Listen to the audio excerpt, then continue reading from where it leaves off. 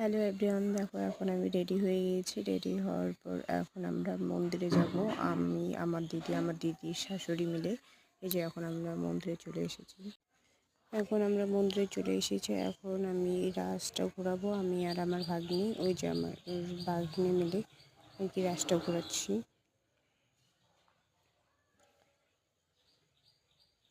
কারণ মেলার দিন আমার দিদি আসতে পারেনি, তো তার জন্য আর কি আজকে আসছিল পূজা দেওয়ার জন্য। তো আমাকেও ফোন করে বলেছিল যে তুই ওয়াইফ, তো তার জন্য আমি গিয়েছিলাম দেখা করার জন্য।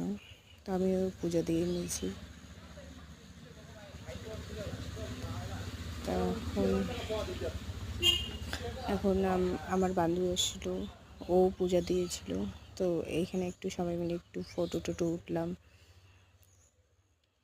আমি একটু ভিডিও বানাচ্ছিলাম। টাটা বন্ধুরা।